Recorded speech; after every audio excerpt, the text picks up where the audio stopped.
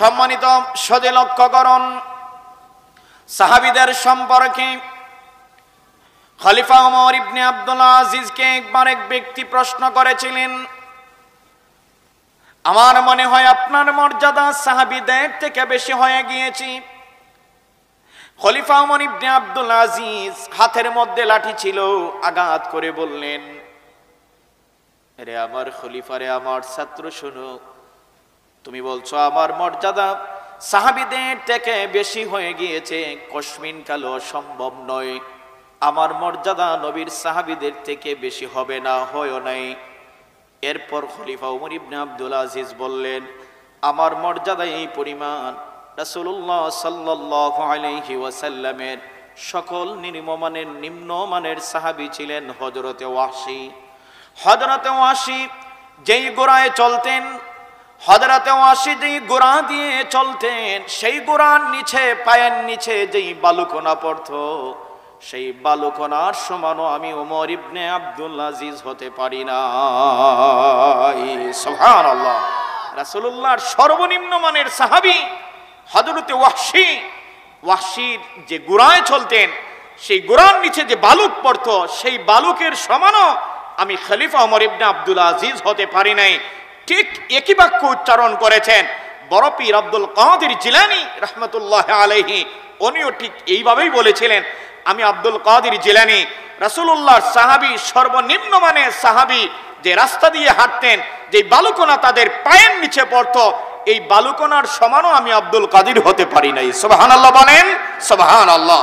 সাহাবীদের মর্যাদা এই পরিমাণ, সুবহানাল্লাহ। সুতরাং সাহাবীদেরকে আমরা ভালোবাসবো, মনে প্রাণে ভালোবাসবো। সাহাবীদেরকে সত্যের মাপকাঠি আমরা মানি, কি বলেন আপনারা, ঠিক না? সম্মানিত হাজিরিন, লক্ষ্য করুন, আজকে ১৫০০ বছর পরে এসে কিছু আলেম নামদারের জালেম যারা রাসূলুল্লাহর সাহাবীদেরকে দোষারোপ করতেছে, রাসূলুল্লাহর সাহাবীদেরকে কি করতেছে, দোষ দিতে চাচ্ছে। যেমন লক্ষ্য করুন, হযরত উমর রাদিয়াল্লাহু তাআলা আনহু সম্পর্কে বলতেছে কি জানেন, কই উমর গলত ছিলেন, উমর নাকি খারাপ ছিলেন। নাউজুবিল্লাহ পড়বেন না, নাউজুবিল্লাহ। হ্যাঁ, খেলাফত মুলকিয়াত খুব সম্ভবত ১৬৫ পৃষ্ঠায় লিখে দিয়েছে হযরত ওমর গলত ছিলেন, মানে খারাপ ছিলেন। নাউজুবিল্লাহ পড়বেন না, নাউজুবিল্লাহ। হযরত ওসমান সম্পর্কে বলতেছে, হযরত ওসমান ছিলেন স্বজন প্রীতি বেশি করতেন, ওনারা যত আত্মীয় স্বজন ছিল তাদেরকে বড় বড় পদ পদবি দিয়ে দিয়েছেন। অর্থাৎ সাহাবীদের রাসূলুল্লাহর ২ কলিজার টুকরা মেয়ে যার হাতে রাসূলুল্লাহ তুলে দিয়েছেন, ২ জন মেয়ে বিয়ে করেছেন হযরত ওসমান। ওসমানকে রাসূল বলেছেন, ওসমান যিন নূরাইন, ২টা নূরের অধিকারী। সুবহানাল্লাহ পড়বেন না, সুবহানাল্লাহ। রাসূলুল্লাহ সাল্লাল্লাহু আলাইহি ওয়াসাল্লামের আপন ২ মেয়েকে রাসূলুল্লাহ নূর বললেন, আর বললেন এই ২টা নূরের অধিকারী এক উসমান হয়ে গিয়েছে। সুবহানাল্লাহ। কারণ রাসূলুল্লাহ সাল্লাল্লাহু আলাইহি ওয়াসাল্লাম এক মেয়ে বিয়ের ইন্তেকালের পরে আরো এক মেয়েকেও রাসূলুল্লাহ সাল্লাল্লাহু আলাইহি ওয়াসাল্লাম উসমানের হাতে দিয়েছিলেন, বিবাহ দিয়েছিলেন। সুবহানাল্লাহ বলেন, সুবহানাল্লাহ। সম্মানিত শুনে লক্ষ্য করুন, হযরত ওমরকে বলছে গলদ, অথচ ওমর কে ছিলেন আপনারা অবশ্যই জানেন, অবগত। ওমর সম্পর্কে নতুন করে কিছু বলার নয়।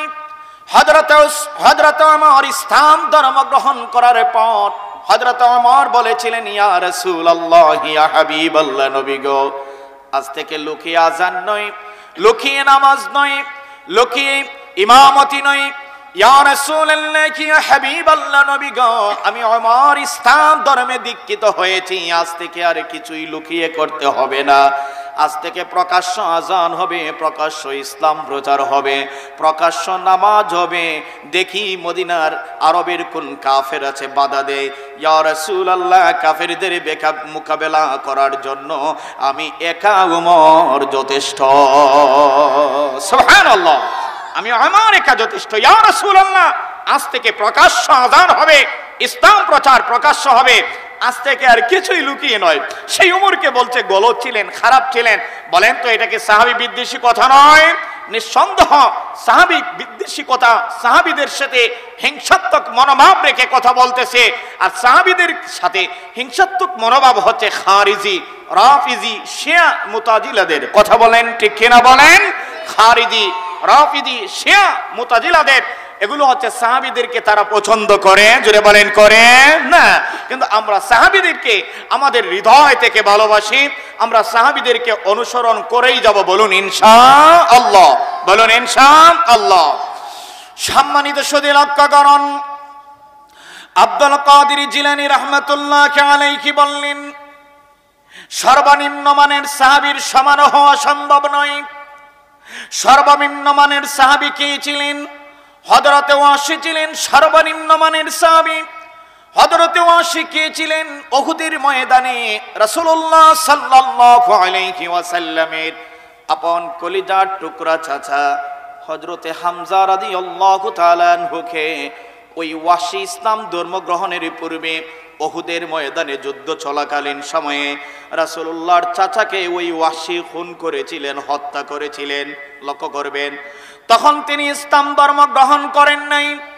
উহুদের যুদ্ধে কাফেরদের পক্ষ হয়ে যুদ্ধের ময়দানে চলে আসলেন। এদিক দিয়ে আবু সুফিয়ানের স্ত্রী হিন্দা সেদেগুদে আসছে, সে ঘোষণা করেছে আমি পুরস্কৃত করব তাকে, যে রাসূলুল্লাহর চাচা হামজাকে যে আমার হাতে দিতে পারবে, যে রাসূলুল্লাহর চাচা মুহাম্মদের চাচা হামজার কলিজা এনে আমার হাতে দিতে পারবে, তাকে আমি পুরস্কৃত করব। শুধুমাত্র এই কথা বলে নাই, এই হিন্দা বলেছিল আবু সুফিয়ানের স্ত্রী, যে রাসূলুল্লাহর চাচা হামজাকে হত্যা করে তার শির আমার হাতে দিতে পারবে, তাকে আমি নেচে গিয়ে আনন্দ দিব। সেই হিন্দার কথা মতো এই ওয়াসি রাসূলুল্লাহর চাচা হযরতে হামজার কলিজা কেটে, বল্লম দিয়ে কলিজা কেটে টুকরো করে ওই হিন্দার কাছে দিয়েছিলেন। লক্ষ্য করুন, হিন্দার কাছে দিয়েছিলেন। হিন্দা ওই কলিজাকে কাঁচা কাঁচা চর্বণ করেছিল। হিন্দা ওই কলিজাকে নাকের ফুল কানের দুল বানিয়েছিল। হিন্দা ইসলাম ধর্ম গ্রহণ করার পূর্বে এই ওয়াসি রাসূলুল্লাহর চাচা হযরতে হামজা রাদিয়াল্লাহু তাআলা এর কলিজা এনে দিয়েছিল। সেই ওয়াসি রাসূলুল্লাহ সাল্লাল্লাহু আলাইহি ওয়াসাল্লামের কাছে মক্কা বিজয়ের পর আল্লাহর নবীর কাছে আসলেন। রাসূলুল্লাহ সাল্লাল্লাহু আলাইহি ওয়াসাল্লামের কাছে এসে বললেন, ইয়া রাসূলুল্লাহ, ইয়া হাবিবাল্লাহ, নবী গো, আমি এসেছি আপনার দরবারে ইসলাম ধর্ম গ্রহণ করার জন্য, আমাকে মুসলমান বানান, আমি মুসলমান হতে চাই ইয়া রাসূলুল্লাহ। রাসূলুল্লাহ সাল্লাল্লাহু আলাইহি ওয়াসাল্লাম বললেন, তুমি কি? এই ওয়াসি বললেন, আমি ওয়াসি। রাসূলুল্লাহ সাল্লাল্লাহু আলাইহি ওয়াসাল্লাম বললেন, তুমি কোন ওয়াসি বলো? এবার ওয়াসি বললেন, ইয়া রাসূলুল্লাহ, আমি আপনার চাচা হামজাকে শহীদ করেছি, হত্যা করেছি, সেই ওয়াসি। রাসূলুল্লাহ সাল্লাল্লাহু আলাইহি ওয়াসাল্লামের চোখ মোবারক থেকে টপ টপ করে পানি পড়া শুরু হয়ে গেল। লক্ষ্য করুন কথাগুলো, টপ টপ করে পানি পড়া শুরু হয়ে গেল। এবার রাসূলুল্লাহ সাল্লাল্লাহু আলাইহি ওয়াসাল্লাম বললেন, ওয়াসি শোনো, তুমি এসেছো ইসলাম ধর্ম গ্রহণ করার জন্য, তোমাকে আমি ক্ষমা করে দিলাম। আমি আজকে চাইলে বদলা নিতে পারতাম, কিন্তু বদলা নিলাম না, তোমাকে ক্ষমা করে দিলাম, তুমি ইসলাম ধর্ম গ্রহণ করে নাও। তবে আবার জীবদ্দশায় আমার চোখের সামনে তুমি কোনোদিন এসো না, কারণ আমার চোখের সামনে আসলে আমার কলিজার টুকরা চাচা হযরতে হামজার কথা শহীদ হয়ে স্মরণ হয়ে যাবে, আমি ঠিক থাকতে পারবো না। তুমি আমার জীবদ্দশায় আমার চোখের সামনে আসো না। জোরে বলুন আল্লাহু আকবার। রাসূলুল্লাহর কাছে এই গুণটা ছিল। রাসূলুল্লাহ সাল্লাল্লাহু আলাইহি ওয়াসাল্লামের কাছে বড় ধরনের কোন পাপিষ্ঠ ব্যক্তি, বড় ধরনের কোন ধরনের জাহেল ব্যক্তি, পাপিষ্ঠ ব্যক্তি, অপরাধী ব্যক্তি এসে রাসূলুল্লাহর কাছে এসে ক্ষমা চাইলে আল্লাহ রাসূল ক্ষমা করে দিতেন। সুবহানাল্লাহ বলেন, সুবহানাল্লাহ। শুধু তাই নয়, লক্ষ্য করুন, আবু জেহেলের ছেলে ইকরামা আসলো। মক্কা বিজয়ের পর ইকরামা চলে গেল পাহাড়ের দিকে। সেখানে কিছু সাহাবীরা পরামর্শ দিলেন, ইকরামা তুমি লুকিয়ে বাঁচতে পারবে না, তুমি এক কাজ করো, আল্লাহ রাসূলের দরবারে চলে যাও। আমাদের মনে হয় দরবারি রিসালাতে গেলে তোমাকে রাসূলুল্লাহ ক্ষমা করে দিবেন। তুমি যদি আল্লাহর রাসূলের কাছে ক্ষমা চাও, আল্লাহর নবী ক্ষমা করে দিবেন। লক্ষ্য করুন কথাগুলো। আবু জেহেলের ছেলে ইকরামা, আবু জেহেলের ছেলে ইকরামা আর আপনারা জানেন আবু জেহেল আল্লাহ রাসূলকে পৃথিবীর জমিনে সবচেয়ে বেশি কষ্ট দিয়েছিল সে আর কেউ নয়, তার নাম আবু জেহেল। ঠিক না? আবু জেহেল রাসূলুল্লাহকে সবচেয়ে বেশি কষ্ট দিয়েছে। সেই আবু জেহেল রাসূলুল্লাহ সাল্লাল্লাহু আলাইহি ওয়াসাল্লামের কাছে তার ছেলেকে কিছু সাহাবীরা বললেন, যাও তুমি রাসূলুল্লাহর কাছে, রাসূলুল্লাহ তোমাকে ক্ষমা করে দিবেন, এটা আমাদের বিশ্বাস। সুবহানাল্লাহ বলেন, সুবহানাল্লাহ। রাসূলুল্লাহ সাল্লাল্লাহু আলাইহি ওয়াসাল্লামের কাছে আসবে আবু জেহেলের ছেলে ইকরামা মনে মনে ভাবে, রাসূল যদি আমাকে বন্দী করে ফেলেন, আমাকে যদি হত্যা করে ফেলেন, আমি কেমনে যাই?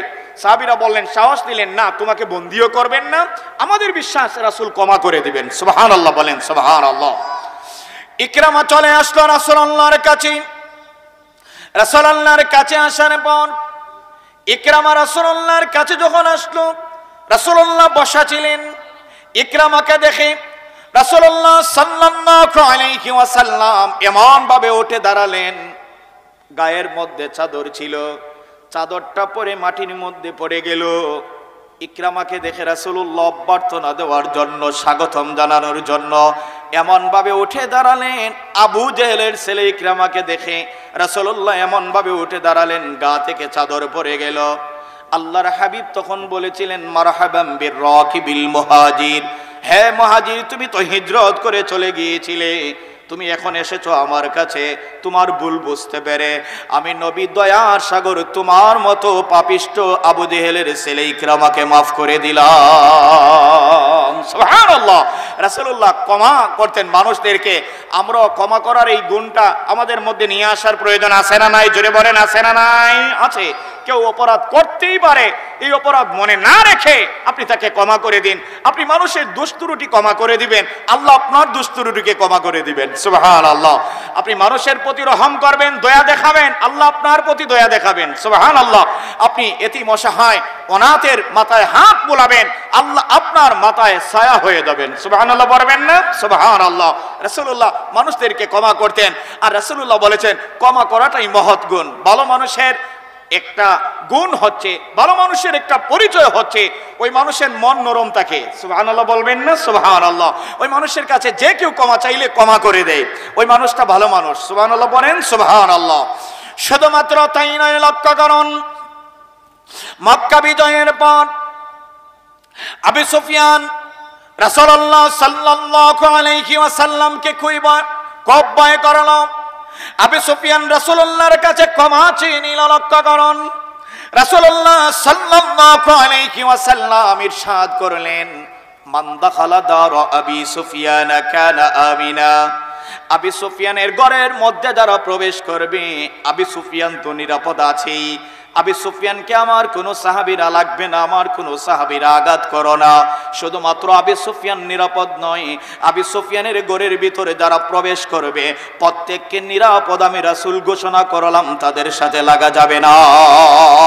সুবহানাল্লাহ। অথচ আবু সুফিয়ান কে ছিল? উহুদের যুদ্ধে আবু সুফিয়ান ছিল কাফেরদের পক্ষে সেনাবাহিনীর প্রধান। সেই পাপিষ্ঠকেও আল্লাহর নবী মাফ করে দিলেন। সুবহানাল্লাহ, সুবহানাল্লাহ। হিন্দা, ওই আবু সুফিয়ানের স্ত্রী হিন্দা, যে রাসূলুল্লাহর কলিজাকে চর্বণ করেছিল, সেই হিন্দাও রাসূলুল্লাহর কাছে ক্ষমা চাইল, আল্লাহর নবী হিন্দাকেও ক্ষমা করে দিলেন। সুবহানাল্লাহ বলবেন না? সুবহানাল্লাহ। ওই সময় হিন্দা মনে মনে বলেছিল, সে অবাক কণ্ঠে জোর দিয়ে বলেছিল, আমি ভেবেছিলাম আরবের মধ্যে সবচেয়ে খারাপ আবু সুফিয়ান। মানে সে বলেছিল, আমি ভেবেছিলাম আরবের মধ্যে সবচেয়ে কঠিন হৃদয়, সবচেয়ে খারাপ মানুষ মুহাম্মদ, কিন্তু আমি আজকে ক্ষমা চাওয়ার পর, মুহাম্মদ ক্ষমা করে দেওয়ার পর আমি হিন্দা ঘোষণা করতেছি, আমি আরবের মধ্যে মুহাম্মদের মতো ভালো মানুষ আর দেখি নাই। একটু জোরে বলবেন না? জবান বন্ধ রাখছেন কেন? জোরে বলেন, সুবহানাল্লাহ। আরবের মধ্যে মুহাম্মদের মতো এত ভালো মানুষ আর দেখি নাই। সুবহানাল্লাহ। রাসূলুল্লাহ দয়ার সাগর ছিলেন, মানুষদেরকে ক্ষমা করে দিতেন। তো ওই হযরত ওয়াহশী আসলেন রাসূলুল্লাহর কাছে, ঈমান গ্রহণ করলেন। ঈমান গ্রহণের পর রাসূলুল্লাহ ওসিয়ত করলেন, তুমি আমার চোখের সামনে জীবনে এসো না। এবার ওয়াহশী, লক্ষ্য করুন, হযরত ওয়াহশী মনে মনে প্রতিজ্ঞা করলেন, যেই রাসূলের চাচা হযরত হামজাকে শহীদ করে আমি রাসূলকে কষ্ট দিয়েছি, সেই রাসূল সাল্লাল্লাহু আলাইহি ওয়াসাল্লামের সবচেয়ে বড় দুশমনকে আল্লাহ, আমি যেন আল্লাহর নবীর সবচেয়ে বড় দুশমনকে হত্যা করতে পারি। সুবহানাল্লাহ বলুন সুবহানাল্লাহ। রাসূলুল্লাহর চাচাকে হত্যা করেছেন। এখন ইসলাম ধর্ম গ্রহণের পর তিনি আল্লাহর কাছে বলতেছেন, আল্লাহ আমি যেন আপনার হাবিবের সবচেয়ে বড় দুশমনকে হত্যা করতে পারি, এই তৌফিক আমাকে দিয়ে দাও। সুবহানাল্লাহ সুবহানাল্লাহ। সেই সুযোগ চলে আসলো। ইয়ামামার যুদ্ধ শুরু হলো। ইয়ামামার যুদ্ধ বন্ডে মুসাইলামাতুল কাযযাবের বিরুদ্ধে শুরু হয়েছিল। বন্ড মুসাইলামাতুল কাযযাবের বিরুদ্ধে শুরু হয়েছিল ইয়ামামার যুদ্ধ, যেখানে লক্ষ্য করুন যে বন্ড মুসাইলামাতুল কাযযাব নিজেকে নবী দাবি করেছিল। সে নিজেকে কি বলেছিল? নবী। নাউজুবিল্লাহ পড়বেন না, নাউজুবিল্লাহ। নবীর পরে কি আর কোনো নবী আছেন? জোরে বলেন আছেন? না, আল্লাহ রাসূল শেষ নবী, আনা খাতামুন নাবিয়্যিন লা নাবিয়্যা বাদি। আল্লাহর হাবিব বলেন আমি শেষ নবী, আমার পরে কোনো নবী ও রাসূল নাই। আল্লাহ বলছেন মা কানা মুহাম্মাদুন আবা হাদিম মির রিজালিকুম ওয়ালাকিন রাসূলুল্লাহি ওয়া খাতামান নাবিয়্যিন। মুহাম্মদ তোমাদের মধ্য হতে কারো পিতা নন, মুহাম্মদ সাল্লাল্লাহু আলাইহি ওয়াসাল্লাম আমার নবী, আনা খাতামুন নাবিয়্যিন, শেষ নবী। জোরে বলুন সুবহানাল্লাহ। রাসূলুল্লাহর পরে আর কোনো নবী নাই। কিন্তু রাসূলুল্লাহর পরে আরো কিছু বন্ড নবী দাবি করবে। কথা বলছেন না কেন? ঠিক কিনা বলেন? হ্যাঁ, নবী দাবি করবে। যেমনটা দাবি করেছে ভারতের মির্জা গোলাম শয়তান কাদিয়ানি। মির্জা গোলাম শয়তান কাদিয়ানি, তার অনুসারীও কিন্তু বাংলাদেশে আছে না নাই? একটু কথা বলুন না কেন, আছে না নাই? তারা নাম দেয় আহমদি জামাত, তারা নাম দেয় আহমদি মুসলমান, তারা নাম দেয় ইসাই উম্মত, তারা নাম দেয় লক্ষ্যকরণ, তারা মসজিদ আছে তাদেরও স্কুল আছে, নরসিংদীতে একটা ভার্সিটি আছে তাদের, যেই ভার্সিটিতে তাদের আকীদা শেখানো হয়। মির্জা গোলাম শয়তান কাদিয়ানিকে নবী হিসাবে স্বীকৃতি দিয়ে এই ভার্সিটিটা পরিচালনা হয়, কলেজটা পরিচালিত হয়। গত 2 বছর পূর্বে ব্রাহ্মণবাড়িয়ায় জামিয়া ইউনুসিয়ায় এই নাস্তিকগুলো এসে জামিয়া ইউনুসিয়ায় হামলা করেছে। আমরা ধিক্কার জানাই। জোরে বলেন নাউজুবিল্লাহি মিন যালিক। তারা যে হামলা করেছে, তার মানে বাংলাদেশেও কাদিয়ানি ওই উম্মতের অভাব নাই। কথা বলেন না কেন? ঠিক না? কাদিয়ানিরা আছে। সম্মানিত হাজিরিন লক্ষ্য করুন, এই কাদিয়ানি যারা, তারাই নাস্তিক। তারাই কি? একটু আওয়াজ দেন না কেন? তারাই কি? নাস্তিক। সোজা কথা, সোজা চাপটা, তারাই নাস্তিক। আর তার উম্মতের মধ্যে পড়ে যায় বাংলাদেশের বড় মাপের কিছু মন্ত্রণালয়ও, কিছু এমপিও আছে তাকে অনুসরণ করে। নাউজুবিল্লাহ বলবেন না? নাউজুবিল্লাহি মিন যালিক। লক্ষ্য করুন সম্মানিত হাজিরিন, আমাদের সিলেটের হবিগঞ্জের শাস্তাগঞ্জের অলিপুরের এক মাওলানা আছেন, আপনারা নাম জানেন ওনার। অলিপুরি নাম শুনছেন না? একটু কথা বলেন না কেন? শোনেন নাই? উনি গত কিছুদিন আগে আমি দেখলাম একটা ভিডিও ওনার ভাইরাল হয়েছে। উনি বলছেন নবীর পরে নবী নাই, এই কথাটা ভুল। ওনার দৃষ্টিতে নবীর পরে নবী নাই এই কথাটা বলা নাকি ঠিক নয়।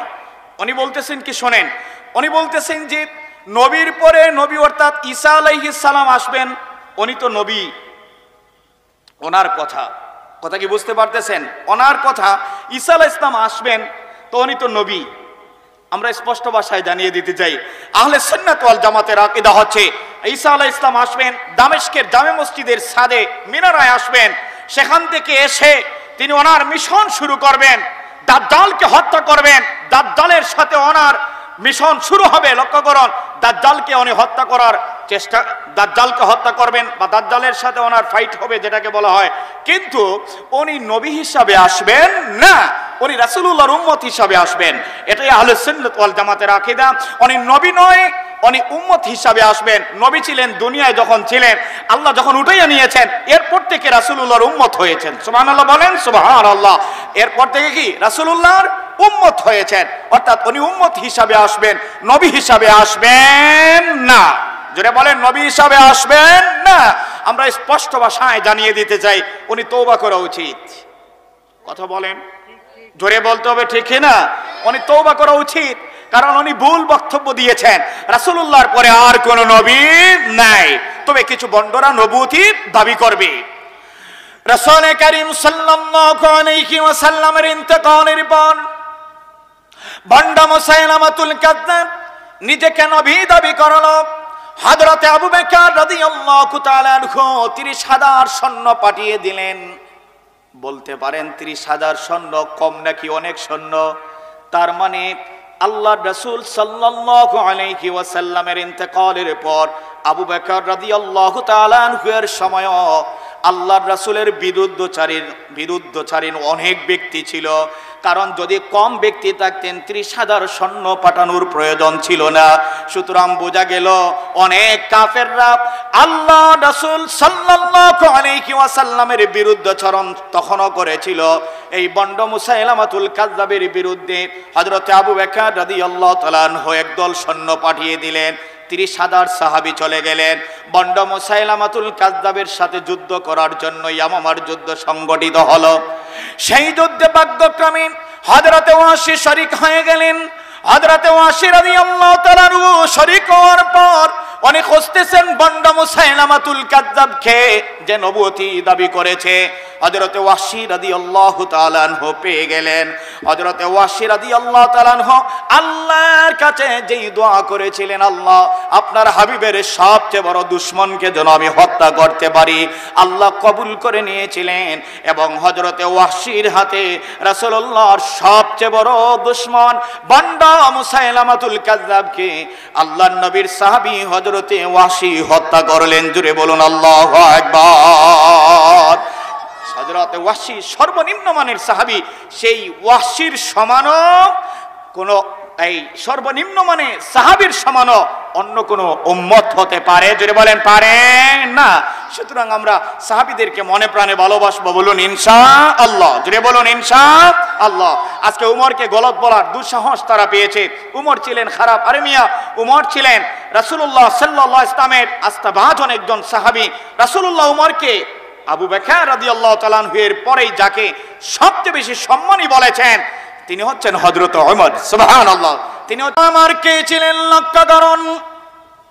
হযরত ওমর রাদিয়াল্লাহু তাআলা আনহু ওনার শাসনামলে মদিনায় ভূমিকম্প শুরু হয়ে গেল। মদিনায় ভূমিকম্প শুরু হওয়ার পর হযরত ওমর রাদিয়াল্লাহু তাআলা আনহু ওনার হাতের লাঠি দিয়ে মদিনার মাটির মধ্যে আঘাত করে বলেছিলেন, মদিনার মাটিরে ভূমিকম্প বন্ধ করে দাও, তুমি তাকরার তাকরির বন্ধ করো, পুনরাবৃত্তি জাগানো বন্ধ করো, ভূমিকম্প নাড়াচাড়া বন্ধ করো। কারণ ওই মদিনার মাটির নিচে আমার আপনার নবী মুহাম্মদ সাল্লাল্লাহু আলাইহি ওয়াসাল্লাম শায়িত আছেন। সুতরাং ভূমিকম্প বন্ধ করে দাও, কম্পন বন্ধ করে দাও, কম্পন বন্ধ করে দাও। হযরত ওমর বলতে দেরি, রাসূলুল্লাহ সাল্লাল্লাহু আলাইহি ওয়াসাল্লামের সাহাবী বলতে দেরি, সাথে সাথে ভূমিকম্প দেরি বন্ধ হতে দেরি হয় নাই। ইতিহাস সাক্ষী হযরত ওমর যেই দিন বলেছিলেন এরপর থেকে এখন পর্যন্ত মদিনার মাটিতে আর ভূমিকম্প হয় না।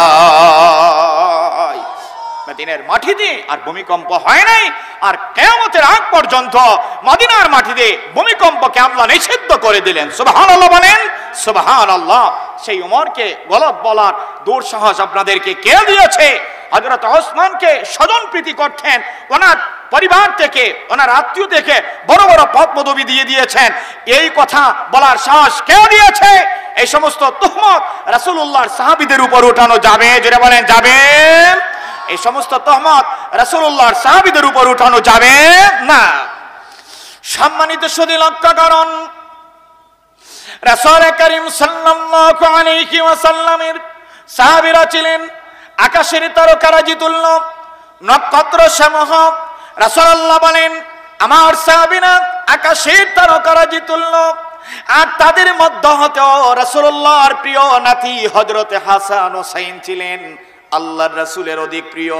সুবহানাল্লাহ পড়বেন না? সুবহানাল্লাহ। হাসান হুসাইনকে রাসূলুল্লাহ খুব ভালোবাসতেন, এটা তো আপনারা জানার কোনো কমতি নয়। হ্যাঁ, আপনারা তো জানেন রাসূলুল্লাহ সাল্লাল্লাহু আলাইহি ওয়াসাল্লাম হাসান হুসাইন রাদিয়াল্লাহু তাআলা আনহুর দিকে ইশারা করে বলেছিলেন হুয়া বিদুম মিন্নি, এই হাসান আর হুসাইন আমার কলিজা। আর আপনারা আসতে বললেন, জোরে বলবেন না? সুবহানাল্লাহ। এই হাসান আর হুসাইন আমার কি? কলিজা। সুবহানাল্লাহ। হাসান আর হুসাইন কি? আমার কলিজা। আর আরো একটি কথা আপনাদেরকে বলি, হযরতে হাসান আর হুসাইন এই দুইটা নাম কিন্তু এর আগে ছিল না। এর আগে ছিল যেই দিন হাসান আসছেন দুনিয়ায় ওই দিন আল্লাহ জান্নাত থেকে ওই নামটা পাঠিয়ে দিয়েছেন। একটু জোরে পড়তে পারবেন না? না, যেদিন হুসাইন রাদিয়াল্লাহু তাআলা আনহু দুনিয়ায় আসছেন এই দিন হুসাইন নামটাও আল্লাহ দুনিয়ায় পাঠিয়ে দিয়েছেন। সুবহানাল্লাহ। হ্যাঁ, রাসূলুল্লাহ বলেন আল হাসান ওয়াল হুসাইন ইসমান মিন আহলিল জান্নাহ, এই হাসান আর হুসাইন দুইটা নাম জান্নাতি নাম সমূহের মধ্যে দুটি নাম। জান্নাতি নাম সমূহের মধ্যে দুটি নাম, এই দুইটা নাম এর আগে ছিল, জুড়ে বলেন ছিল না। হাসান আর হুসাইন রাদিয়াল্লাহু তাআলা আনহু, ওনারা যেদিন দুনিয়া আসছেন আল্লাহ জান্নাত থেকে এই নামগুলো পাঠিয়ে দিয়েছেন। সুবহানাল্লাহ। সম্মানিত সুধী লক্ষ্য করুন, শুধুমাত্র তাই নয়, হযরত হুসাইন রাদিয়াল্লাহু তাআলা আনহু কেমন ছিলেন, হযরত হুসাইন রাদিয়াল্লাহু তাআলা আনহুকে রাসূলুল্লাহ কেমন ভালোবাসতেন। রাসূলুল্লাহ সাল্লাল্লাহু আলাইহি ওয়াসাল্লামের কাছে একবার জিবরিল আমিন এসে বললেন, ইয়া রাসূলুল্লাহ, ইয়া হাবিবাল্লাহ, নবী গো, আপনি ইব্রাহিম অথবা হুসাইন থেকে একজনকে বিদায় দিতে হবে। ইব্রাহিম ছিলেন আল্লাহর রাসূলের ছেলে, ছোট্টবেলায় ইন্তেকাল করেছেন। আর হযরত হুসাইন হচ্ছেন আল্লাহর রাসূলের নাতি, হযরত হুসাইন। জিবরিল এসে বললেন, ইয়া রাসূলুল্লাহ, কি ইয়া হাবিবাল্লাহ, নবী গো, এই দুইজন থেকে একজনকে আপনাকে বিদায় দিতে হবে। আল্লাহ ঘোষণা করেছেন একজনকে আল্লাহ উঠায়া নেবেন, দুনিয়া থেকে পরকালে নিয়ে নেবেন। আল্লাহর হাবিব সাল্লাল্লাহু আলাইহি ওয়াসাল্লাম মনে মনে ভাবলেন, আমি হুসাইনকে যদি ছেড়ে দেই, হুসাইনকে যদি বিদায় দেই, আমি তো কষ্ট পাবই। অন্যদিকে আমার কলিজার টুকরা মেয়ে ফাতেমা কষ্ট পাবে, সুতরাং আমি আমার হুসাইনকে দেব না। আল্লাহর নবী সাল্লাল্লাহু আলাইহি ওয়াসাল্লাম বললেন, আমি আমার কলিজার টুকরা সন্তানকে ইব্রাহিমকে আমি দিয়ে দিলাম। আল্লাহর খুশিতে খুশি হয়ে ইব্রাহিমকে আমি ছেড়ে দিলাম, আমি হুসাইনকে দুনিয়ার জমিনে রাখতে চাই। সুবহানাল্লাহ। হুসাইনকে এত ভালোবাসতেন রাসূল করিম সাল্লাল্লাহু আলাইহি ওয়াসাল্লাম। রাসূলুল্লাহ সাল্লাল্লাহু আলাইহি ওয়াসাল্লাম কিন্তু ওই দিন চোখ দিয়ে পানি পড়েছিল, টপ টপ করে পানি পড়েছিল। সুবহানাল্লাহ বলুন, সুবহানাল্লাহ। কিন্তু ইব্রাহিমকে আপন কলিজার টুকরা সন্তানকে দিয়ে দিলেন, কিন্তু ওনার নাতিকে রেখে দিলেন। বললেন, ওকে আমি চাই, আমি ওকে দেখলে আমার চোখ জোড়াই, আমার নয়ন জোড়াই, আমি আমার নাতিকে অধিক পরিমাণ ভালোবাসি। সুবহানাল্লাহ। অন্যদিকে হযরত হুসাইন রাসূলুল্লাহকে এত পরিমাণ ভালোবাসতেন, হুসাইন ছাড়া, রাসূলুল্লাহ ছাড়া হুসাইন কিছুই বুঝতেন, জুড়ে বলেন, বুঝতেন না। সম্মানিত সুধী লক্ষ্য করুন, রাসূল করিম সাল্লাল্লাহু আলাইহি ওয়াসাল্লাম হুসাইনকে কেমন ভালোবাসতেন, আর হুসাইন রাসূলুল্লাহ সাল্লাল্লাহু আলাইহি ওয়াসাল্লামকে কেমন ভালোবাসতেন। একবার রাসূল করিম সাল্লাল্লাহু আলাইহি ওয়াসাল্লাম ঘরের মধ্যে আসলেন, এসে ফাতেমা রাদিয়াল্লাহু তাআলা আনহাকে বললেন, ও ফাতেমা, আমার নাতিরা কি কিছু খেয়েছে বলো, আমার নাতিরা কি কিছু খেয়েছে বলো। ফাতেমা বললেন, আব্বাজান, ঘরের মধ্যে কিছু নাই, কি দেব আপনার নাতিদেরকে, কি দেব আমার সন্তানদেরকে। লক্ষ্য করুন, রাসূল করিম সাল্লাল্লাহু আলাইহি ওয়াসাল্লাম দুঃখে ভারাক্রান্ত হৃদয় নিয়ে চলে গেলেন। আল্লাহর হাবিব সাল্লাল্লাহু আলাইহি ওয়াসাল্লাম গিয়ে মদিনার একটি খেজুর বাগানের মধ্যে মালিককে ডেকে বললেন, আমাকে কিছু খেজুর দাও, বিনিময়ে পরিশ্রম করে আমি তোমার পাওনা মিটিয়ে দেব। এবার খেজুর বাগানের মালিক বলল, আমি দিতে পারি তোমাকে এক বালতি পানির বিনিময়ে দুটি খেজুর দিতে পারি, এক বালতি পানির বিনিময়ে দুটি খেজুর দিতে পারি। তুমি এক বালতি পানি কূপ থেকে ওই আমার খেজুরের গাছে দিবে, তোমাকে বিনিময়ে দুইটি খেজুর আমি দিতে পারি। হযরত হুসাইন রাদিয়াল্লাহু তাআলা আনহু এর ক্ষুধা নিবারণের জন্য, মুখে দেওয়ার জন্য খাবার, আল্লাহর হাবিব রাজি হয়ে গেলেন। কূপ থেকে এক বালতি পানি উঠাবেন আর বিনিময়ে দুইটি খেজুর পাবেন, এই শর্তে আল্লাহর নবী রাজি হয়ে গেলেন। সুবহানাল্লাহ। হযরত হুসাইন রাদিয়াল্লাহু তাআলা আনহু রাসূলুল্লাহ ভালোবাসতেন কেমন, লক্ষ্য করুন। রাসূল করিম সাল্লাল্লাহু আলাইহি ওয়াসাল্লাম পরিশ্রমকে ভালোবাসতেন, উম্মতদেরকে শিখিয়ে দিয়েছেন, আরে আমার উম্মতরা পরিশ্রম করে খাবার খাও, এরপরও হারাম খাদ্যের দ্বারা কাছে যেও না। আল্লাহর হাবিব বলেছেন, আল কাসিম হাবিবুল্লাহ, যারা পরিশ্রম করে খাবার খায় তারা আমার বন্ধু। সুবহানাল্লাহ পড়েন, সুবহানাল্লাহ। যারা পরিশ্রম করে খাবার খায় তারা আমার বন্ধু, খেটে খাওয়া মানুষ আমার বন্ধু। আপনাদেরকেও আমি বলতেছি, লক্ষ্য করুন, সৎ গোশ খাওয়া যাবে না, পরিশ্রম করে খাবার খান।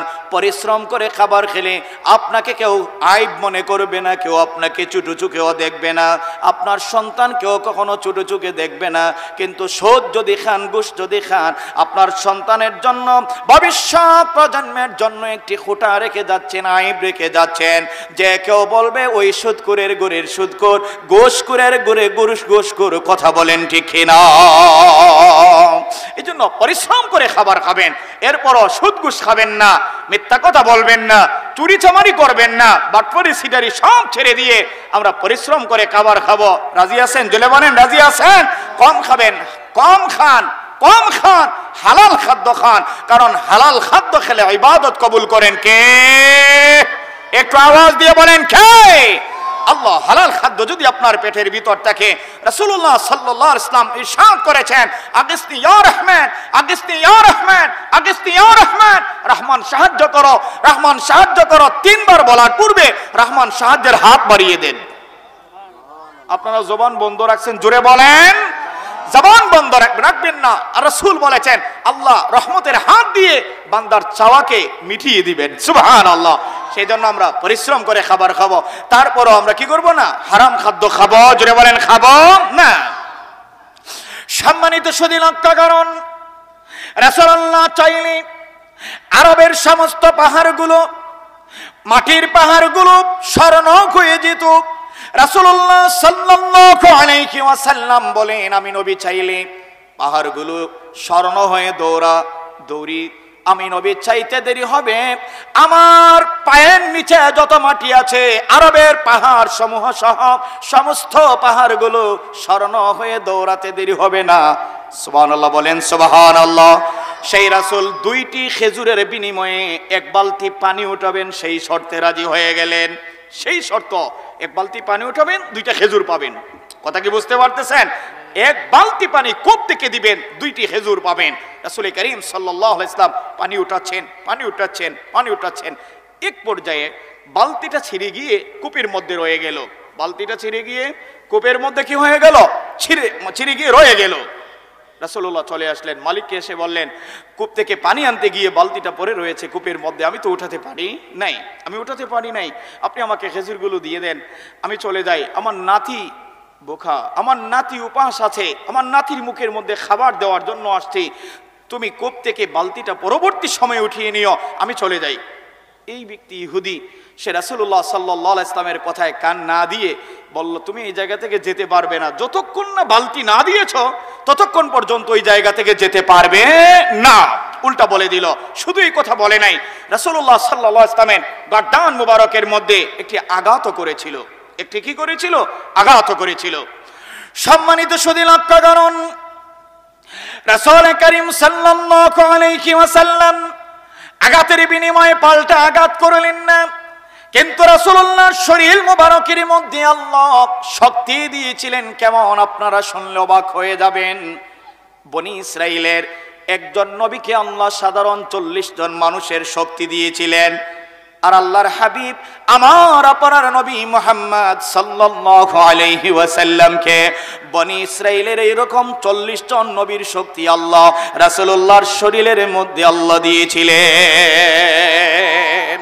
তার মানে সাধারণ 40,000 মানুষের শক্তি আল্লাহর নবীর শরীরের মধ্যে ছিল। সুবহানাল্লাহ পড়েন সুবহানাল্লাহ। এত শক্তি ছিল আমার আপনার নবীর শরীর মুবারকে, কিন্তু রাসূলুল্লাহ ফিরালেন না, আঘাতের বিনিময়ে পাল্টা আঘাত করলেন না। রাসূলুল্লাহ সাল্লাল্লাহু আলাইহি ওয়াসাল্লাম দাঁড়িয়ে রয়েছেন, দুঃখে ভারাক্রান্ত নিয়ে, হৃদয় নিয়ে, কষ্ট ভিতরে নিয়ে আল্লাহর হাবিব দাঁড়িয়ে আছেন। এমন সময় জিবরিল আমিনকে আল্লাহ পাঠিয়ে দিলেন, যাও জিবরিল আমার বন্ধুকে গিয়ে বলো, বন্ধু যেন কূপের দিকে হাতটা বাড়ায়। আল্লাহর হাবিবকে জিবরিল এসে বললেন, কূপের দিকে আপনি হাত বাড়ান। রাসূলুল্লাহ হাত বাড়ালেন, হাত বাড়াতে দেরি আল্লাহ রাসূলের হাতে পানিগুলো উপরে উঠে আসলো, আল্লাহ রাসূলের হাতে বালতি চলে আসলো। কূপের পানিটা রাসূলুল্লাহর হাতে চলে আসছে, বালতিটা রাসূলুল্লাহর হাতে নিয়ে গেলেন। এটা রাসূলুল্লাহর মুজিজা।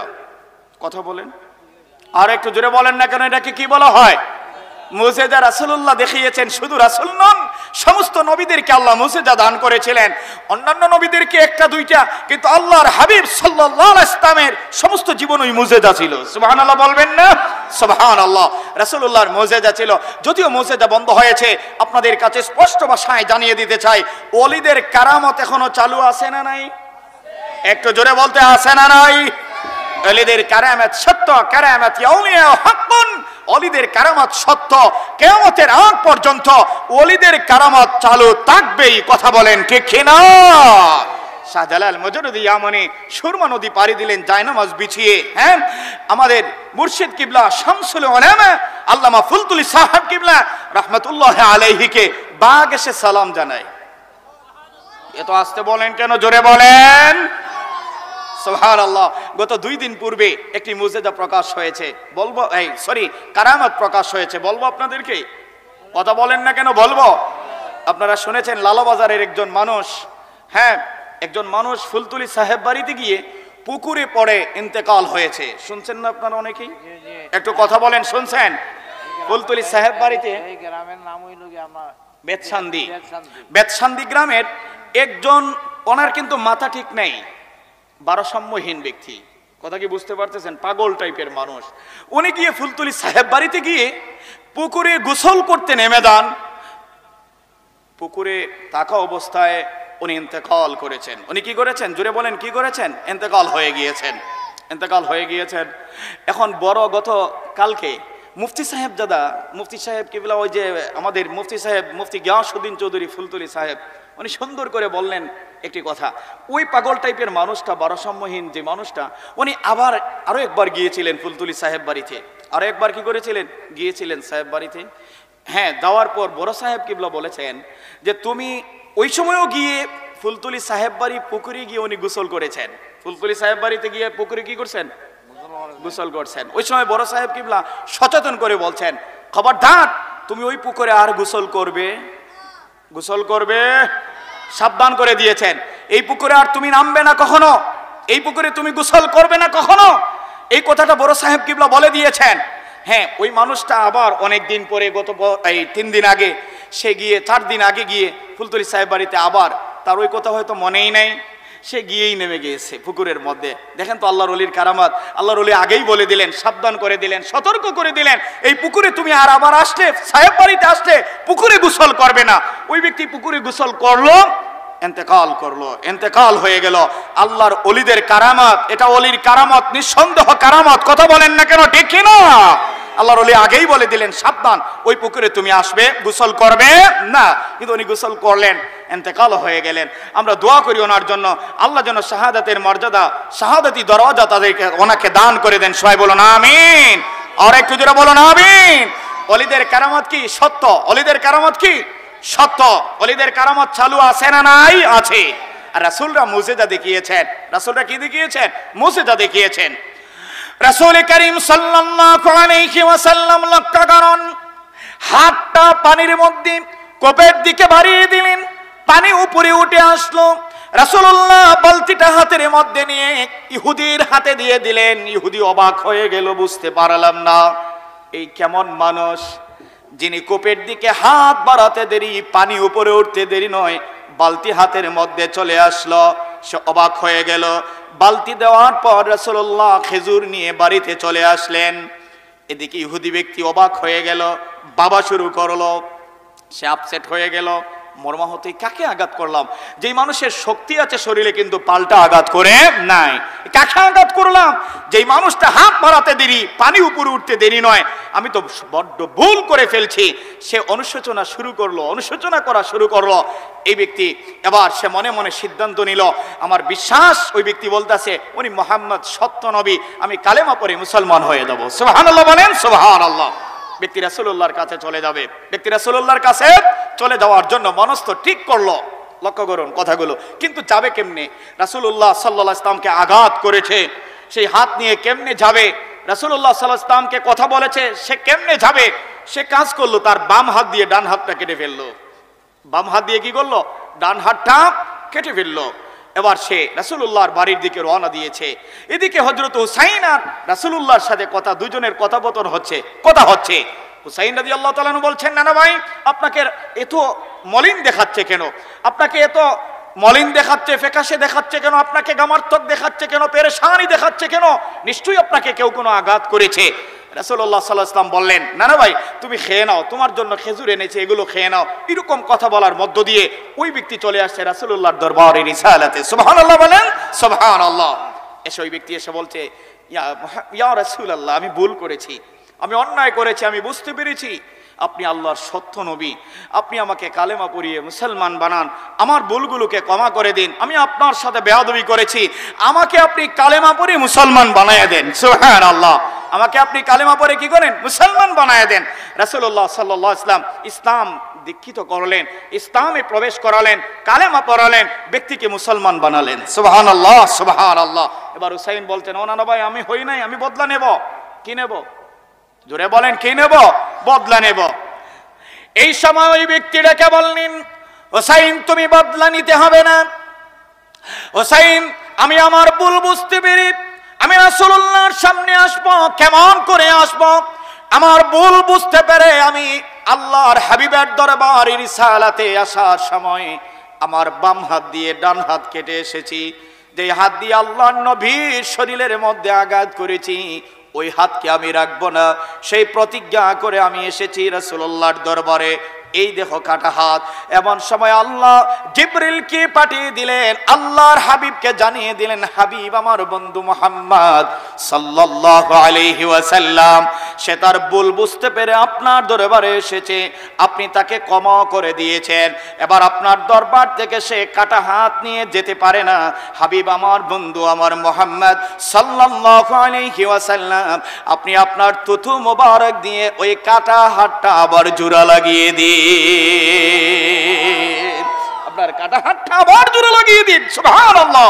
রাসূল করিম সাল্লাল্লাহু আলাইহি ওয়াসাল্লাম থুথু মোবারক মেডিসিনের চেয়ে বেশি ভালো কাজ করতো। আর একটু জোরে। হ্যাঁ, রাসূল করিম সাল্লাল্লাহু আলাইহি ওয়াসাল্লাম ওই যে আবু বকরকে সাপ কামড় দিয়েছিল হিজরতের রাত্রিতে, আপনাদের জানা অবশ্যই আছে, আছে না নাই? আছে। এই সাপ বিষাক্ত দাঁতের, বিষাক্ত সাপের বিষ দাঁত নষ্ট হয়ে গেল। আল্লাহর হাবিব থুথু মোবারক লাগিয়ে যখন দিয়েছিলেন, বিষাক্ত সাপের বিষ দাঁত নষ্ট হয়েছিল। কথা বলেন ঠিক না? রাসূলুল্লাহ থুথু মোবারক মেডিসিনের চেয়ে বেশি ভালো কাজ করত। ব্যক্তিকে যখন রাসূলুল্লাহ থুথু লাগিয়ে দিয়েন, ওই কাটা হাতটা আবার জোড়া লাগালেন, সাথে সাথে কাটা হাতটা ঠিক জায়গা মতো বসে গেল। রাসূলুল্লাহ সাল্লাল্লাহু আলাইহি ওয়াসাল্লামকে ভালোবাসলে লাভ আছে না নাই? একটু আওয়াজ দেন তো, লাভ আছে না নাই? রাসূলকে ভালোবাসবেন, রাসূলকে মহব্বত করবেন, রাসূলের সাহাবীদেরকে মহব্বত করবেন, রাসূলুল্লাহর কলিজা টুকরা নাতিদেরকে মহব্বত করবেন, জীবন উজালা হয়ে যাবে। ঠিক কিনা বলেন? রাসূল করিম সাল্লাল্লাহু আলাইহি ওয়াসাল্লামকে কাঠ টুকরা স্তনে হান্নানা যেটা ছিল, রাসূলুল্লাহ যেখানে ধরে খুতবা দিতেন, বসে খুতবা দিতেন, খেজুরের ডাল ছিল। সুবহানাল্লাহ পড়েন, সুবহান। খেজুর গাছের কাষ্ঠ ছিল। খেজুর গাছের কি ছিল? কাষ্ঠ ছিল। রাসূল করিম সাল্লাল্লাহু আলাইহি ওয়াসাল্লাম নতুন মিম্বর বানালেন। এবার ওই যে পুরাতন মিম্বরটা কান্না শুরু করে দিল। কি করে শুরু করছে? কান্না শুরু করছে। রাসূলুল্লাহ সাল্লাল্লাহু আলাইহি ওয়াসাল্লাম বললেন, এই কাঠের টুকরা, এই মিম্বর তুমি কাঁদো কেন? তুমি কাঁদছো কেন? রাসূলুল্লাহ তো কান্না শুনেন, কথা বলছেন না কেন? হ্যাঁ, রাসূলুল্লাহ উটের ভাষা, গাছের ভাষা, মাছের ভাষা সব বুঝতেন। আর একটু জোরে বলেন। রাসূলুল্লাহ মদিনার রাস্তা দিয়ে যাচ্ছেন, উট এসে রাসূলুল্লাহর কদমে মাথা নত করে ফেললো। রাসূলুল্লাহ খুঁজলেন, উটের মালিককে ডেকে নিয়ে আসো। উটের মালিক আসলেন। উটের মালিককে রাসূলুল্লাহ বললেন, তুমি তোমার উটকে বেশি কষ্ট দাও, কম খাবার দাও, আমার কাছে নালিশ করেছে। সত্য কি বলো? সাহাবী সাথে সাথে বললেন, ইয়া রাসূলুল্লাহ সত্য কথা, আমি আমার উটকে বেশি কষ্ট দেই, কম খাবার দেই। ইয়া রাসূলুল্লাহ আপনার কাছে কি বিচার দিয়েছে? রাসূলুল্লাহ বললেন, এইমাত্র তোমার উট আমার কাছে বিচার দিয়েছে। রাসূলুল্লাহকে সব ভাষা বোঝার জ্ঞান দিয়েছিলেন কে? আর একটু জোরে কে? আল্লাহ। সুবহানাল্লাহ, সুবহানাল্লাহ। তো উস্তুনে হান্নানা কান্না শুরু করেছে, পুরাতন মিম্বরটা কান্না শুরু করছে। রাসূলুল্লাহ সাল্লাল্লাহু আলাইহি ওয়াসাল্লাম বললেন, কেন কাঁদো তুমি? এবার মিম্বর বলতাছে, ইয়া রাসূলুল্লাহ, আজ থেকে আমার পিঠে দাঁড়িয়ে আপনি খুতবা দিবেন না, আজ থেকে আমাকে ধরে আমাকে ছুঁয়ে আপনি খুতবা দিবেন না, আপনার বিরহে আমি কাঁদতেছি ইয়া রাসূলুল্লাহ। রাসূলুল্লাহ সাল্লাল্লাহু আলাইহি ওয়াসাল্লাম বললেন, তুমি কি চাও বলো। এবার ওই পুরাতন মিম্বরটা বললেও কাঠের টুকরা জবান খুলে দেন কে? জুড়ে বলেন কে? আল্লাহ। কাঠের টুকরা বলে উঠলো, ইয়া রাসূলুল্লাহ, কিয়ামতের মাঠে আপনি যে জান্নাতে প্রবেশ করবেন, আল্লাহ আপনাকে যে জান্নাতে দিবেন, সেই জান্নাতের মধ্যে আমার পিঠে আমার উপরে আরোহণ করে আমি আপনার কদমের ভাগীদার হতে চাই, আমার কদমে থাকবেন, আমার পিঠে দাঁড়াবেন, এই ওয়াদা যদি আমাকে দেন, কান্না বন্ধ করব। আর একটু জোরে পড়বেন না সুবহানাল্লাহ? কথা কি বুঝতে পারতেছেন? হ্যাঁ। অস্তুনে হান্নানা একটা খেজুর ডালের নাম, যাহাই দরে খুতবা দিতেন রাসূল আকরাম যাহায় দরে খুতবা দিতেন রাসূল আকরাম ওস্তুনে হান্নানা একটা খেজুর ডালের নাম যাহায় দরে খুতবা দিতেন রাসূল আকরাম যাহায় দরে খুতবা দিতেন রাসূল আকরাম ডালটি নবীর বিয়োগে কাঁদিতে রহে গাছটি ডালটি নবীর বিয়োগে কাঁদিতে রহে হতবাক হইলেন যত সাহাবায়ে কেরাম হতবাক হইলেন যত সাহাবায়ে কেরাম রহমতে আলম নবী নূরে মুজাসসাম পড়েন রহমতে আলম নবী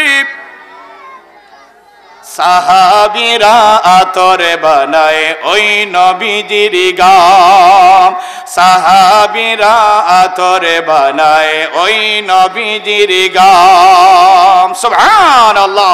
হ্যাঁ, রাসূল করিম সাল্লাল্লাহু আলাইহি ওয়াসাল্লামকে ভালোবেসে কার জান্নাতে যেতে পারে? সুবহানাল্লাহ সুবহানাল্লাহ। আমরা যদি ভালোবাসি আল্লাহ কি জান্নাত দিবেন না? জোরে বলেন দিবেন না? নিঃসন্দেহে আল্লাহ জান্নাত দিবেন। সুতরাং রাসূল করিম সাল্লাল্লাহু আলাইহি ওয়াসাল্লামকে আমরা মনে প্রাণে হৃদয়ের গভীর থেকে আমাদের সন্তান সন্ততি স্ত্রী পুত্র টাকা সব চাইতে বেশি ভালোবাসার প্রয়োজন আছে না নাই? দরকার আছে না নাই? রাসূলুল্লাহর ভালোবাসা ছাড়া জান্নাতে যাওয়া যাবে? জোরে বলেন যাবে?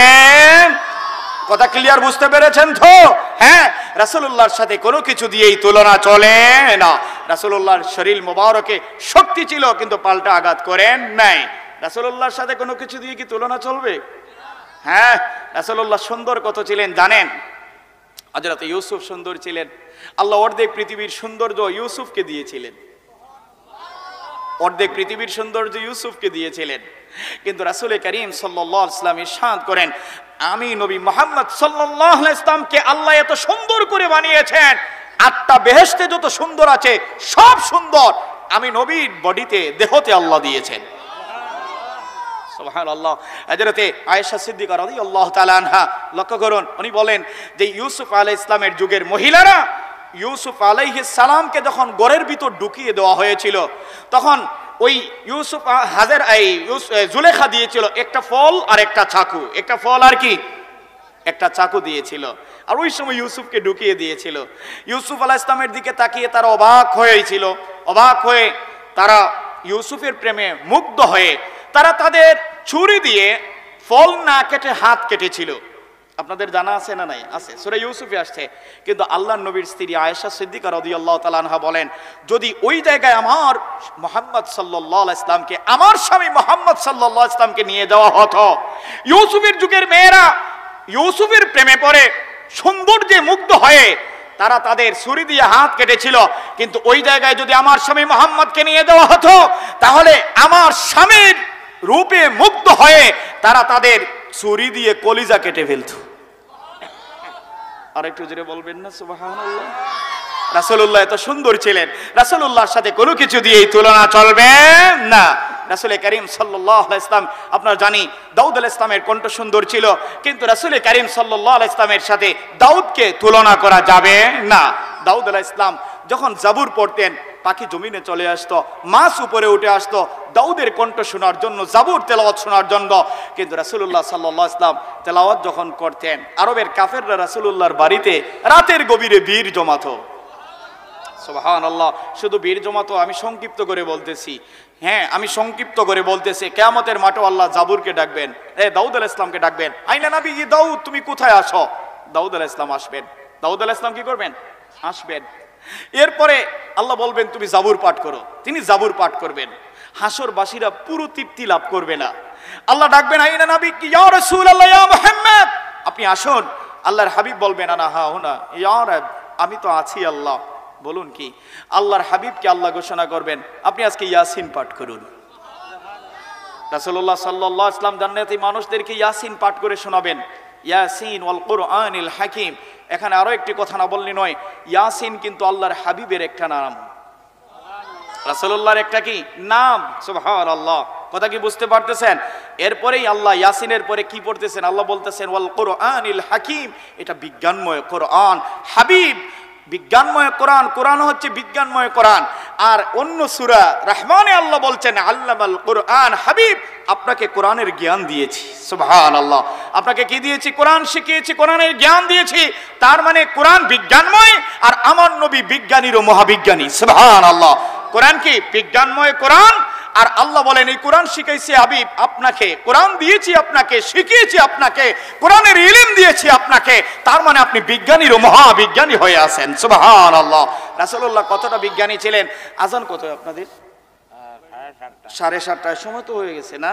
খুব কম সময়, 5 মিনিট সময় আছে। লক্ষ্য করুন কথাগুলো আমি বলিনি, কথাগুলো একটু সংক্ষিপ্ত করতেছি। রাসূলুল্লাহ সাল্লাল্লাহু আলাইহি ওয়াসাল্লাম কত বড় বিজ্ঞানী ছিলেন। হ্যাঁ, আজকের বিজ্ঞানীরা রাসূলুল্লাহর কাছে হার বানিয়েছে। সুবহানাল্লাহ, হার বানিয়েছে, রাসূলুল্লাহ সাল্লাল্লাহু আলাইহি ওয়াসাল্লামের বিজ্ঞানের কাছে হার মেনেছে। দেখেন, লক্ষ্য করুন কথাগুলো। রাসূলুল্লাহ সাল্লাল্লাহু আলাইহি ওয়াসাল্লাম 1500 বছর আগে বলেছেন তোমরা গাভীর দুধ খেও। গাভীর দুধ রাসূলুল্লাহ পছন্দ করতেন। গাভীর দুধকে নিয়ামত মনে করে খেয়ে ফেলবেন। কথা কি বুঝতে পেরেছেন? হ্যাঁ, তো বিজ্ঞান তালাশ করেছে রাসূলুল্লাহ 1500 বছর আগে কেন বললেন যে গাভীর দুধ খেতে হবে বা গাভীর দুধ খাওয়াটা ভালো, বা রাসূলুল্লাহ পছন্দ কেন করতেন। বিজ্ঞান তালাশ করেছে, গবেষণা রিসার্চ করেছে, রিসার্চ করে দেখেছে গাভী খায় লতা পাতা ঘাস। কথা বলছেন না কেন? আয়ো লতা পাতা ঘাসের মধ্যে আল্লাহ শিফা দিয়েছেন। পাতার মধ্যে শিফা আছে না নাই? হ্যাঁ, পাতালতার মধ্যে শিফা আছে না নাই? আগে হাত ভাঙলে আমরা একটা খাঁটি বান দিতাম, খাঁটি বানেই আল্লাহ শিফা দিয়ে দিতেন। সুবহানাল্লাহ, এটা হাতটা আবার জোড়া লেগে যেত। আল্লাহর মধ্যে শক্তি দিয়েছেন কে? আল্লাহ দিয়েছেন শক্তিটা। তো ওই গাভী খায় পাতালতা, আর ওই পাতালতার নির্যাস থেকে দুধ আসে, আর পাতালতার নির্যাস থেকে দুধ আসে। এই দুধের মধ্যে, পাতালতার মধ্যে যে শিফা সেটা দুধে চলে আসে। আর এই দুধটা যখন মানুষের পেটের ভিতর যায় তখন অসংখ্য অগণিত রোগের শিফা হিসাবে কাজ করে। রাসূলুল্লাহ কত বড় বিজ্ঞানীর ও মহাবিজ্ঞানী, আন্দাজ করা সম্ভব নয়। আল্লাহর হাবিব সাল্লাল্লাহু আলাইহি ওয়াসাল্লামের সাথে তুলনা করা যাবে না। রাসূলুল্লাহর শরীর মুবারকে শক্তি ছিল অনেক, কিন্তু রাসূলুল্লাহ প্রতিশোধ নিলেন না, ক্ষমা করে দিলেন। সুবহানাল্লাহ, আমরা কি করব? মানুষের সাথে ভালো আচরণ করব। বলুন ইনশাআল্লাহ, জোরে বলুন ইনশাআল্লাহ। মানুষের সাথে ভালো আচরণ করব, আমরা মানুষের সাথে খারাপ আচরণ করব না। রুহামা ও বাইনহুম, সাহাবীদের অভ্যাস ছিল এক সাহাবী অন্য সাহাবীর প্রতি বুক বড় ভালোবাসা ছিল। আমরা একজন অন্যজনকে ভালোবাসার প্রয়োজন আছে না নাই? আমরা হিংসা করি, অনেক ক্ষেত্রে করি। কথা বলছেন না? আমরা অহংকার করি, আমরা হিংসা করি অনেকেই। না, এগুলো করবেন না আল্লাহর ওয়াস্তে। হাতে ধরে বলছি, পায়ে ধরে বলছি, হিংসা অহংকার অন্তরের মধ্যে রেখে আপনি যদি গোলামি করেন আল্লাহর গোলামি কবুল হবে না। কথা বুঝেন নাই মনে হয়? যদি অহংকার থাকে ভিতরে, হিংসা থাকে ভিতরে, আপনার ভালো আমলকে এগুলো খেয়ে ফেলবে, জ্বালিয়ে পুড়িয়ে সারকার করে ফেলবে। সুতরাং লক্ষ্য করবেন কথাগুলো। মুমিন হওয়ার পূর্ব শর্ত কি জানেন? নামাজ পড়েন আলহামদুলিল্লাহ, কিন্তু নামাজ পড়ার আগে কি কিছু বলবেন? হ্যাঁ, নামাজ পড়ার আগে বৃষ্টির জন্য ফসল নষ্ট হয়ে যায়। আল্লাহ, আচ্ছা ইনশাআল্লাহ, কথা কি বুঝতে পারতেছেন? নামাজ পড়ার আগে, নামাজ পড়ার কি ইবাদতের পূর্ব শর্ত কিন্তু আগে নিজে ভিতরকে নেফাক থেকে পবিত্র করা। সুবহানাল্লাহ, ভিতরে যদি নেফাক খারাপই থাকে, খুবুসিয়ত থাকে, নেফাকি থাকে, আপনার ইবাদত কবুল হবে? কথা বলুন না কেন? হবে।